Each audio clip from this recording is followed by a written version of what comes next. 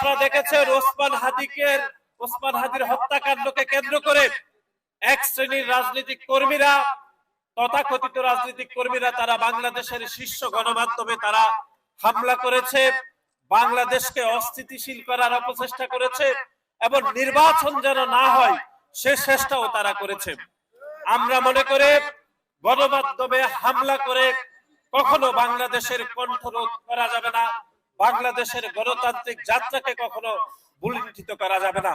আমরা অনতিবিলম্বে যারা গণমাধ্যমে হামলা করেছেন তাদের বিচার দাবি করছি এবং সরকারের নিকট আমরা জোর দাবি জানাচ্ছি যে এই ঘটনায় যারা জড়িত তাদের দৃষ্টান্তমূলক শাস্তি হওয়া উচিত। আপনারা দেখেছেন ওসমান হাদি যখন জীবিত ছিলেন ঠিক তারও সেই সময় আমরা দেখেছি বাংলাদেশে কয়েকটি গণমাধ্যম হামলার শিকার হয়েছে, বিশেষ করে প্রথম আলো এবং ডেইলি স্টার। তখনও কিন্তু ওসমান হাদি গণমাধ্যমে বলেছিলেন যে গণমাধ্যমকে হামলা করা কোনো সমাধান নয়, বরং সেই গণমাধ্যমকে যদি আপনি পছন্দ না হয় তাহলে আপনি আপনার মতো করে আরো শক্তিশালী গণমাধ্যম তৈরি করেন। সুতরাং আমরা মনে করি সরকার অতি দ্রুত সময়ের মধ্যে এই হামলাকারীদের বিচার নিশ্চিত করতে হবে।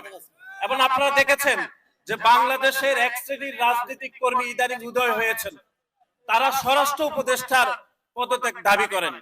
এটি আমরা মনে করি দাবি করতে পারেন, কিন্তু আমরা মনে করি স্বরাষ্ট্র উপদেষ্টা শুধুমাত্র একজন ব্যক্তি নয়, তিনি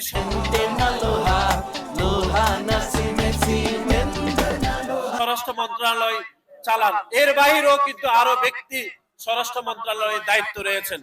কিন্তু আমরা দেখেছি সেই শ্রেণীর রাজনৈতিক কর্মীরা ওই দুই ব্যক্তির পদত্যাগ কিন্তু চান না।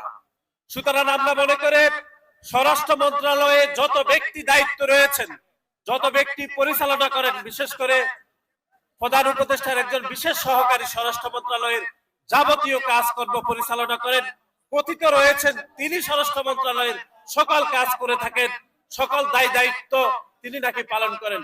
সুতরাং আমরা মনে করে স্বরাষ্ট্র উপদেষ্টার পদত্যাগের পাশাপাশি গণপ্রজাতন্ত্রী বাংলাদেশ সরকারের প্রধান উপদেষ্টার বিশেষ সহকারীকেও অবশ্যই পদত্যাগ করতে হবে, কারণ তিনিও সবার দায়ভার বহন করেন। কিন্তু আমরা লক্ষ্য করছি সেই রাজনৈতিক দলের কর্মীরা কোনোভাবে প্রধান উপদেষ্টার বিশেষ সহকারীর পদত্যাগ চান না। এটির নিশ্চয়ই কোনো রহস্য আছে বলে আমরা মনে করি। সুতরাং আগামী 25শে ডিসেম্বর আমাদের দলের ভারপ্রাপ্ত চেয়ারম্যান জনাব তারেক রহমান ইনশাআল্লাহ বাংলাদেশের মাটিতে ফিরে আসবেন এবং আপনারা বাংলাদেশ জাতীয়তাবাদী দলের যে সমর্থক রয়েছেন, আমাদের অঙ্গ সহযোগী সংগঠনের নেতাকর্মীরা রয়েছেন, আপনারা সবাই আমাদের দলের ভারপ্রাপ্ত চেয়ারম্যান জনাব তারেক রহমানকে আপনারা স্বাগত জানানোর জন্য আপনারা ঢাকায় অবশ্যই যাবেন। এবং আগামী ত্রয়োদশ জাতীয় সংসদ নির্বাচন অনুষ্ঠিত হবে 12ই ফেব্রুয়ারি।